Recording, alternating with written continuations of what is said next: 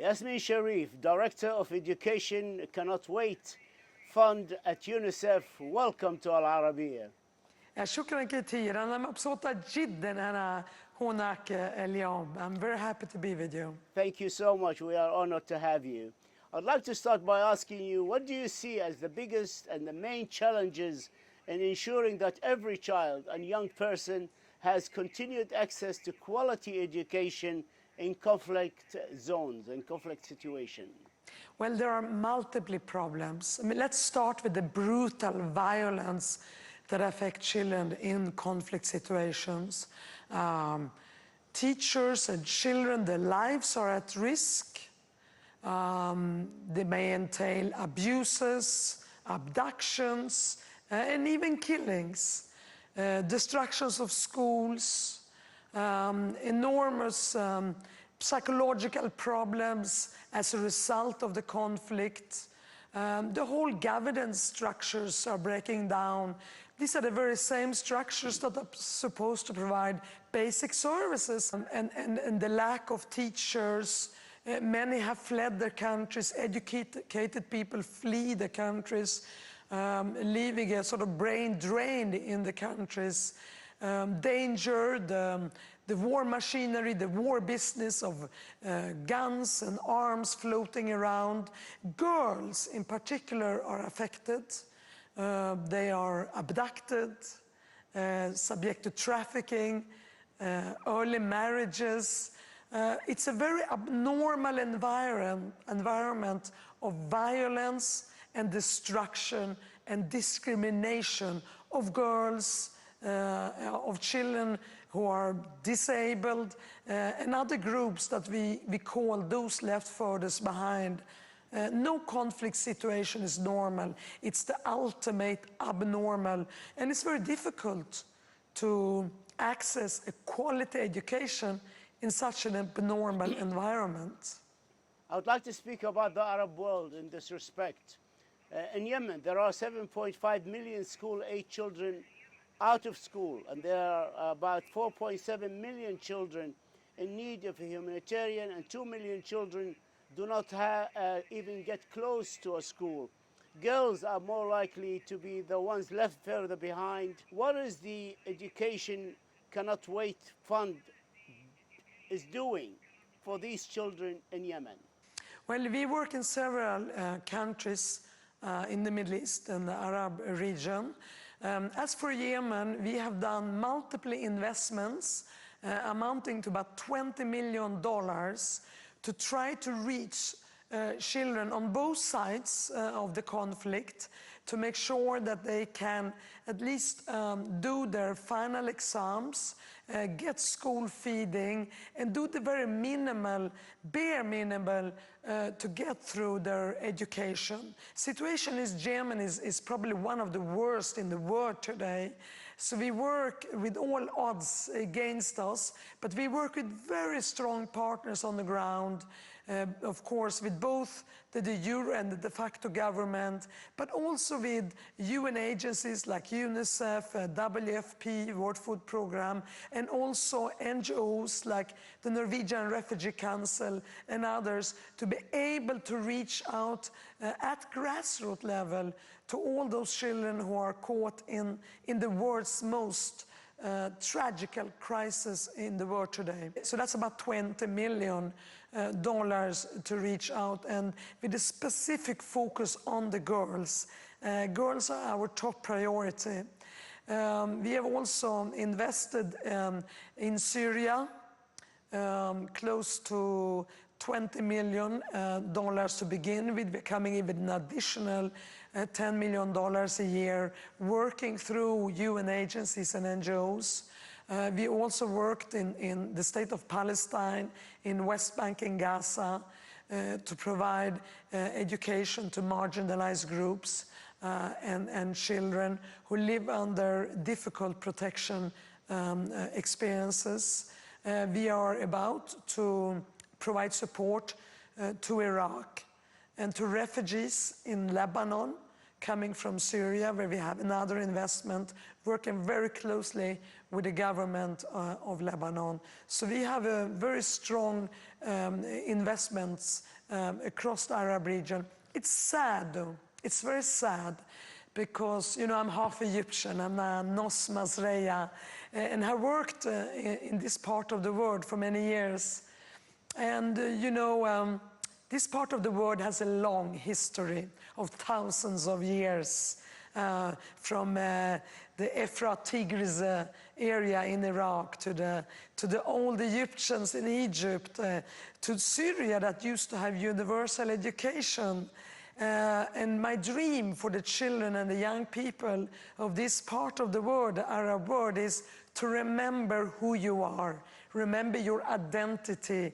Your identity is not the dirt in the refugee camps. It's not the horror that you're experiencing in war. Your identity is that you were once part of a culture that discovered mathematics, astronomy, and brought so much civilization to the rest of the world. Remember that identity. It's very important. What do you think on average that less than 2% of humanitarian aid goes towards education, and how are you trying to improve that ratio? Oh, yes, and we are already working towards that. That only 2%, well, I think it shifts between 2.4, 3.4%, which is still a very small percentage, because education means investing in the human mind of a child during the formative years. Can there be a greater investment? As parents, and I'm a mother of 2 children, we know that investing in our children's education is the most important we can do. Now, if we, in our humanitarian assistance in humanitarian crisis, consider 2% enough in investing in a child's future, we got our investments pretty wrong. Because we are creating a future of children who are stunted in the development. It's very important to give water, tents, medication, but we mustn't forget to invest in the human mind, the human soul, the human heart, and that's what education is all about. A minimum of 10%, a minimum, and the European Commission set that example at 10% for all humanitarian investments. And that is also our ambition at Education Cannot Wait, a minimum of 10%. And we worked very closely with the humanitarian agencies, with the emergency relief coordinator of OCHA, to increase prioritization among humanitarian coordinators. And we can clearly see a shift in how they have increased education in the priority setting in humanitarian appeals. What is missing today is the funding. We need our strategic donor partners to follow suit and respond to those humanitarian appeals with matching financial resources. Talking about funding, in addition to the USA, the UK, the European Union, who are your partners, the most important donors for your program in the Middle East? Well, in the Middle East, Dubai Cares is one of the founders of Education Cannot Wait. And Dubai Cares, led by Tarek Al-Ghurg, has been consistently standing by the side of Education Cannot Wait, not only founding us at the World Humanitarian Summit that was taking place in Istanbul in 2016, but every year provided support to us so that we can run our very lean and cost-effective secretariat. Dubai Cares was also one of the first responders to Education Cannot Wait when we saw the Rohingya crisis in 2017, and came in very fast, allowing us to be amongst the first responders to the plights of the Rohingya refugees, children and youth when they arrived in Bangladesh. But of course we are looking to Kuwait, we are looking to other countries in the Gulf to step up, and take responsibility and work with us as a team for children in the Middle East, but also for the rest of the world. We have crisis. We have 75 million children, of whom 39 million are girls, that need to access quality education across the globe today in conflict and crisis situations. So we are looking to the Gulf, we are looking to this part of the world to please help us, please join us. Do we understand that you have around $234 million in hand? And if that is correct, how do you go about assessing where to spend these funds? Well, we have mobilized over the past 3 years plus about $650 million. So it's a very fast-moving fund. You know, we are hosted by the United Nations, so we are a UN entity, more precisely within UNICEF, within independent governance. We are probably, I worked myself with and around the UN for 30 years. Grew up in the organization, and I can say this is probably the fastest moving initiative that I have seen during my lifetime with the United Nations. So a lot of funding has been mobilized. It's not sufficient, it's not enough. We need to reach 1.8 billion by 2021 to deliver to 9 million children. When you see in our account that there are $250 million, the logic is the following. We make multi-year commitments. We have an emergency fund that goes out immediately. We have a second window that is multi-year. So we commit funding for 3 or 4 years. We don't touch that money.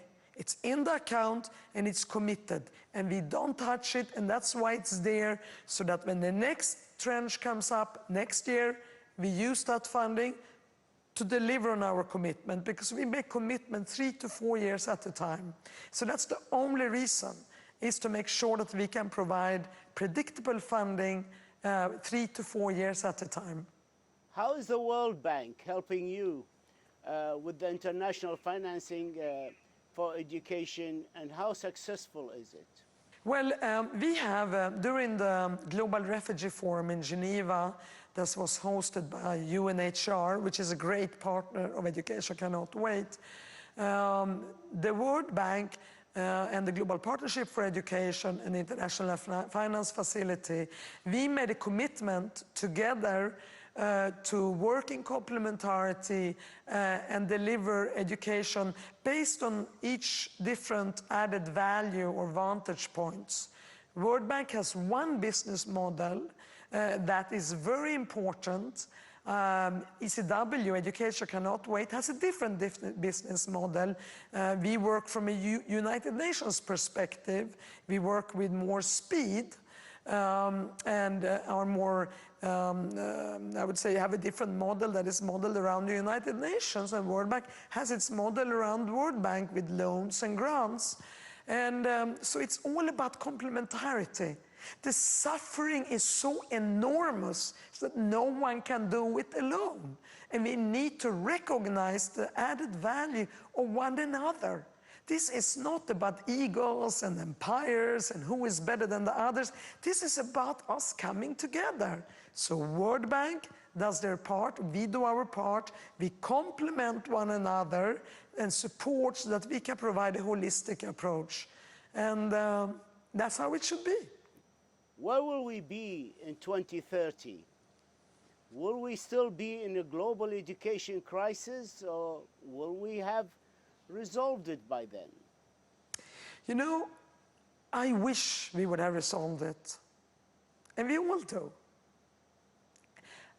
It's possible to resolve it. But do you know what I discovered? Traveling around, I just came back from Chad, from Central African Republic, from returnees who've been out of school for years in Ethiopia. I've seen a lot of suffering. And do you know what stands between their realization of access to a quality education and for us to reach the Sustainable Development Goal 4? what stands between that? Everything, the same thing that stands between a poor family who is unable to send a child to school, it's finances. If the finances are not there, you can't deliver. If we can mobilize the resources required, starting with 1.8 billion by 2021, and it continues to unlock and unleash the billions of dollars required to deliver to 75 million children and youth, and especially the 39 million girls and adolescent girls, it's possible. But if we are going to keep the funding to ourselves, if we're going to make investments elsewhere and not in education and not in the human mind and not in the next generation, we will not reach it.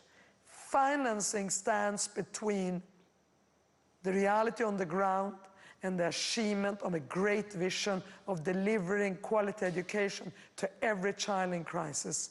Financing. One last question. Are we winning or are we losing this war? If we are willing to sprint the human race for humanity, and that's the next generation, we will win. You decide to win. You bring the resources to win. You mobilize to win. And you got everyone together to win. Then we can win. But if we sit by and say, there's nothing I can do, I don't want to make more effort, we are losing. But I refuse to believe that we are going to end up as losers. I believe we have a tremendous potential as a human family, whether it is across the Arab region or around the globe. We have incredible potential to make the world a great place and make sure that every child receives a quality education. And if we do that, we will bring peace, we will bring justice, we will bring stability, we will bring social coexistence and humanity to this world. And is there anything we need more than that today? You tell me. We can win or we can lose. The choice is ours. Yasmine Sherif, you are doing a great job as a Director of Education. Cannot wait. Thank you for this interview, and we wish you the very, very best of luck in your good efforts. Thank you. شكرا كثير جدا جدا. مع السلامة.